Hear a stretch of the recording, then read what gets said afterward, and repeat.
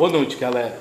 Hoje eu irei falar sobre Cuba, uma nova história, uma nova perspectiva daquilo que trazem para vocês sobre o contexto revolucionário cubano. Tudo começa no processo de independência, lembrando que Cuba foi um dos últimos países de possessões, territórios de possessões espanholas a se libertar do colonialismo espanhol no conflito hispano-americano, em que os Estados Unidos tomam a possessão de Cuba e de Porto Rico, no caso, mas aqui especificamente sobre a questão cubana. Nesse sentido, galera, a partir de então, os Estados Unidos começam a sua influência na ilha cubana, né? Influência essa que é muito latente, com a obrigando os líderes cubanos a colocar a emenda Platt, que é uma emenda que tinha sido aprovada primeiramente no Senado estadunidense, que foi imposta a Cuba, que é uma emenda que dizia o seguinte, que os Estados Unidos teriam o direito de interferir em Cuba quando eles quiserem e a hora que eles quiserem. E nesse sentido, essa lei vigora até 1902, mas posteriormente essa lei ser revogada, ainda existia a emenda Platt na prática. Por quê? Todos os governos que se seguem, a maioria deles, pelo menos, é de orientação servil aos interesses do tio Sam. Nesse sentido, galera, que vai aparecer grupos conflitantes na ilha cubana, como o Grito de Yara, o Grito de Lara, que vai acender figuras como José Martí, Graça Martí e muitos outros do processo revolucionário cubano. E nessa ocasião que emerge a figura de Batista, que era apenas um oficial do exército que ganhou notoriedade por conter esses conflitos dentro do território cubano, sendo eleito uma vez presidente. Posteriormente ele sai, entra outro homens como Graça Martí. Depois do término do governo de Graça Martí, o que acontece?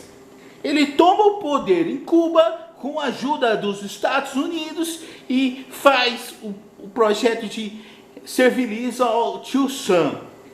Só que os Estados Unidos, com o passar do tempo, ele abandona a estrutura que protegia o governo de Fulgêncio Batista, o segundo governo de Batista, que ascendeu ao poder nas vésperas da eleição, né, porque ele tomou o poder. E nesse sentido, galera, em termos estruturais, a ilha até que teve um apogeu, por exemplo, asfaltos de qualidade, grandes cassinos, mas isso tudo era contraste com a sociedade agrária, que em sua grande maioria era analfabeto e a grande mortalidade infantil nesse período. E elementos esses que vai garantir a adesão de elementos combativos ao grupo de Fidel Castro, que já no discurso em sua defesa após a fracassada invasão do quartel de Moncada, ele resgata esses valores de José Martí, que é considerado o pai da pátria cubana, e com isso ele consegue aglutinar elementos que pese no julgamento. Esse foi um julgamento de cartas marcadas, que acabou por acusar ele e o grupo dele, mas 2 anos depois ele consegue anistia e é obrigado a ir por México, e lá conhece Fidel Castro, Che Guevara, no caso Fidel Castro conhece o Che Guevara, e tudo isso corroborou com a secessão, inclusive a negligência, o abandono dos Estados Unidos ao seu capacho Fulgêncio Batista, corroborou com o crescimento do movimento 26 de julho, que ascende ao poder em Cuba em 1º de janeiro de 1951. A priori, ele coloca um outro cidadão na presidência da República, mas quem mandava de fato era Fidel Castro, como primeiro-ministro e líder do Exército Vermelho, exército que tinha expulsado Batista e seus homens. E nesse processo que ocorre Los Paredões, que muitos questionam, né? Porque eu não vou entrar em detalhe, porque o YouTube provavelmente iriam como desmonetizar esse vídeo, galera.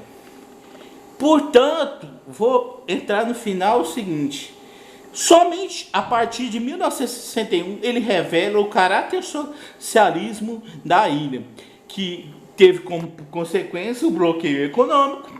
Bloqueio econômico esse que ingessa a economia, ainda mais com a queda da União Soviética em 1989, primeiramente com a queda do Muro de Berlim e a queda da União Soviética, que obriga a ilha a abrir a economia para o turismo e a entrada de dólares canadenses, porque nesse período em questão não era aceito o dólar dos Estados Unidos, porque apesar do mesmo nome, são moedas diferenciadas, né? Inclusive a cotação delas é diferenciada no mercado consumido, no mercado financeiro.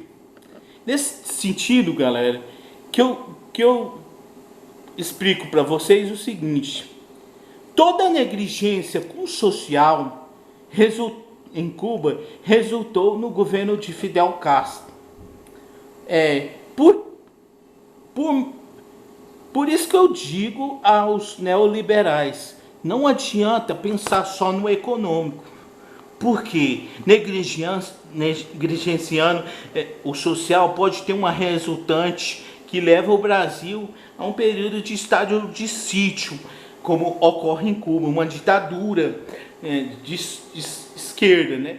Não tão mais extremada, porque já abriu o capitalismo financeiro, mas continua sendo uma ditadura, né? Porque não tem eleições, reprime a oposição. Muitos desses oposições são somente os chamados oposições moderadas, que é permitido. Não é à toa que a Johannes Sanches ainda está entre nós, né? É isso, galera. Comentem aí, dê o joinha, inscreva-se no meu canal e espero que o YouTube não desmonetize esse vídeo, porque o propósito não é promover rixas, mas é explicar o porquê o Fidel Castro ascende ao poder. E no mais, tenham boa noite, bom dia e boa tarde.